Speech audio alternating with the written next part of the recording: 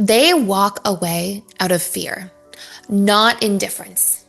And here's the truth that we're going to talk about today about whether or not fearful avoidants actually regret leaving, especially when they leave a relationship so suddenly. And my hope is that whether you are the fearful avoidant listening or the loved one of a fearful avoidant who stepped away suddenly, the psychology of understanding this situation will teach you exactly how to best respond and what to do next.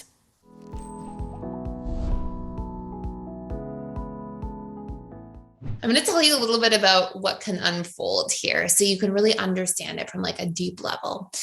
And if you are a fearful avoidant watching this will help you really give context to like some of your own experiences and behavior, I would hope. One of the first things that you need to know is that fearful avoidant attachment styles, they really shift from feeling anxious to avoidant. And that shift can happen very quickly and very abruptly. And when the fearful avoidant themselves is in that space of feeling avoidant and feeling anxious, it feels like that is the entire relationship. It feels like that is their reality that they're experiencing. They sort of lose context for the middle ground.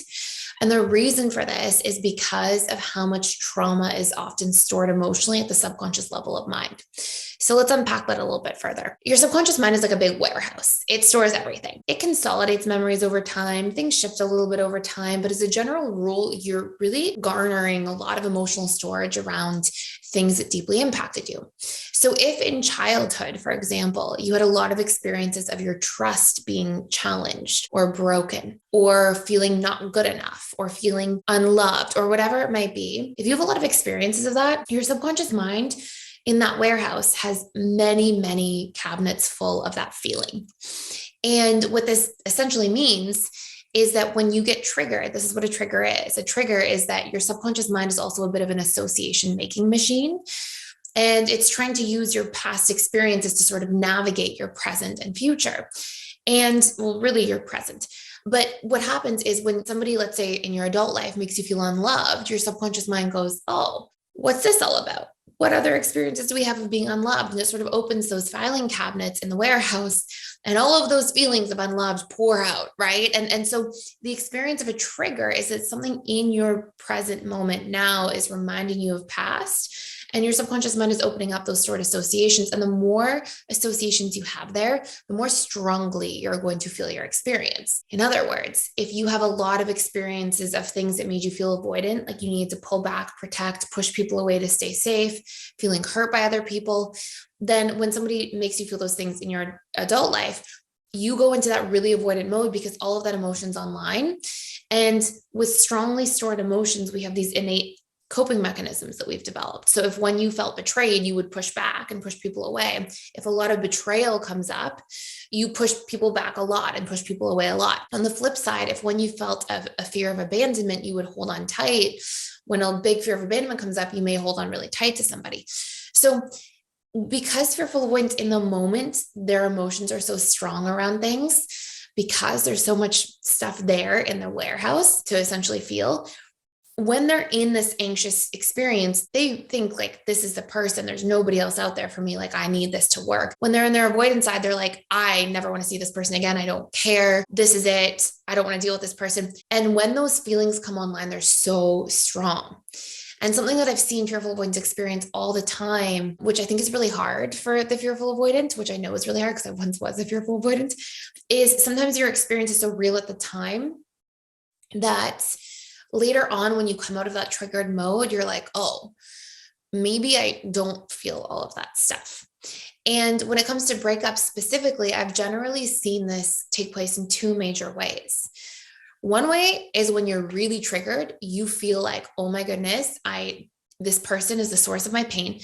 The reality is the storage is more of the source of your pain. Though people can absolutely be a big source of pain, it's generally like whatever's happening in front of you combined with all this storage is the source of the pain. And that person's kind of like the catalyst for the pain. But at the time, the subconscious, again, remember, it's an association making machine. So it's not like, oh, it's my own internal baggage that's the source of the pain. It's no, this person is bringing all this stuff up for me. And I need this person to get as far away from me as possible as a strategy to get away from all of this pain that I'm experiencing. And it's a really intense experience a lot of the time. So you push somebody really far away because you're trying to keep yourself safe and protected. You're trying to get rid of all this pain that you're feeling. The mind doesn't realize like how much there is more to that pain at a deeper level, right? And that's the beautiful thing about like when we start to understand the subconscious mind is that all these things, like I know I used the word baggage a moment ago, like it is a good word in a way because it's stuff that you're carrying that isn't yours to carry. And it's stuff that you've been imprinted with because of your past traumatic experiences generally, whether that's huge scale trauma or smaller scale trauma, but on a more consistent basis.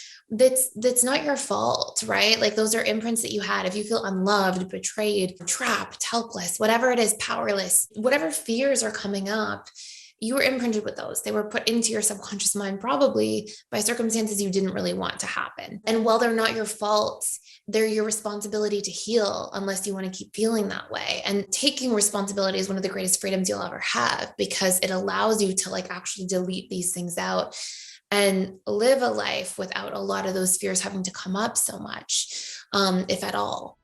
So I have some really exciting news, and it's that integrated attachment theory training is back. So who is this for? Well, of course, this is for any individual who wants to make an impact and really be of service to others while also obtaining freedom and flexibility and abundance in their lives. And this is also for anybody who's already a counselor, a therapist, a coach, and just really wants to expand their toolkit. We've had so many people enter into the integrated attachment theory program because they're just looking to obtain a certain degree of mastery in terms of understanding their own attachment patterns and also the attachment patterns of maybe their children or partner or other loved ones in their lives so they can really support those people and understand them more deeply. So if you're interested, click the link below to learn more and dive in with me. And I'd love to see you on the other side before seats run out.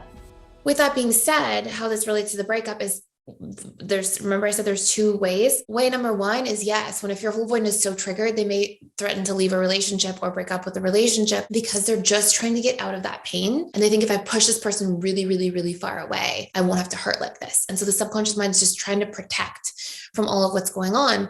And in that case, oftentimes a fearful avoidant, when they feel more calm after, does regret a breakup because they're going, wait, that's not what I actually wanted. That's what I was trying to do from this like survival mode when I didn't know how to deal with how much I was feeling. Then often we'll see fearful avoidants feel a lot of guilt, sometimes shame, and it can be really difficult to go through that experience. So that's one way. And in that way, yes, fearful avoidants definitely regret breaking up. I mean, sometimes there's like an actual incident where somebody did something terrible and then you push the person away and it was like the right thing, right? And I always said to fearful avoidants in my practice when I was working with so many is I would always say to people, it's never wrong to want to get rid of a person in your life if it's not working, right? Like we have a divine right to be able to say, okay, this isn't working. It's not healthy. It's not good. It's not working out. But what we really want to be mindful of as a fearful avoidant is that we're making that decision from a regulated place. So you want to know that you made that decision like when you woke up in the morning and nothing else was going on, and you want to know that you would have felt that way throughout the day.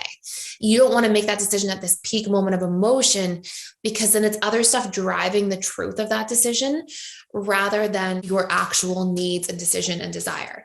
And if your actual needs, if you're like, this really isn't working out, I don't feel good about it, and you feel that way the whole day without there being a fight or an argument or something that's spurring or sparking that emotion, then that's when you know it's your truth, right? It's not fear in the moment. It's truth. It's how you actually feel when you're not triggered. So it's a really important differentiator there. It's like not about you not being good enough that the person did this. It's about them being so triggered, right? It's not about you not doing well or being bad or being, unworthy or something like that, which is our mind is also quick to give meaning, right? When something doesn't go our way, when we don't get the job, when we don't get the person we want, when somebody breaks up with us, like, oh, I'm going to be abandoned. I'm going to be alone. I'm unworthy of a loving relationship. Like our mind gives really painful meaning to things. Again, actually based on the storage that we have in our cabinets, as mentioned earlier, but it can be helpful to sort of see outside of this sometimes and to understand what's really going on. So we see, oh, this is actually about that person. It's not about me. not being something, right? So we don't have to like diminish our own self-worth because of somebody else's actions. The second big reason fearful avoidants break up, and in this case, they sometimes regret and sometimes don't, but usually do regret a little bit later on, is that fearful avoidants are not good at communicating their needs, and they usually don't even realize they're not communicating their needs. Usually, fearful avoidants only communicate their needs out of frustration. They usually never proactively communicate their needs in relationships unless they're very small things that they don't feel vulnerable about. What you'll often see is that a fearful avoidant will not communicate, and be kind of like in their anxious side earlier on in relationships. And so will often be people pleasing and sometimes self-violating their own boundaries, like really prioritizing that other person's needs over their own, essentially. And then there will be this buildup of their needs not being met. And then eventually they'll hit this tipping point and be like, this is not the right relationship. And generally when this happens, fearful avoidants will go cold, will pull away, will leave the relationship, and will often not even realize, maybe forever, if they've never worked on themselves or anything like that, or learned about attachment theory, or had the chance to really develop like insight into some of these things. But sometimes they won't even realize that, hey, a big part of that might have been different had you communicated your needs. Had you just communicated your needs, you might have felt more considered. That person might have actually shown up really well. And this is like one of the biggest things I saw working with people, is like how often FAs would think my needs will never be met, so why bother? And then they would start doing the work and sharing their needs with people, and it would transform their relationships in a really beautiful way. In this case, when we have this tipping point FA, who has this sort of tipping point and the breakup seems to come out of the blue, sometimes we'll see the FA like regret the breakup later on if they have insight into like, oh, I didn't communicate my needs, or sometimes miss certain needs that were being met by a partner, even if it was just like baseline needs, like for connection or for fun or novelty, or things that maybe the FA wasn't communicating, like, hey, I need to feel supported and it looks like XYZ. Or hey, I want us to take a turn paying for things, or whatever it is, like things they didn't share. But in that case, they'll just miss those baseline needs. But usually it's after 6 weeks or so. Usually it's not an immediate regret. I would say the timeline is generally about 4 to 6 weeks.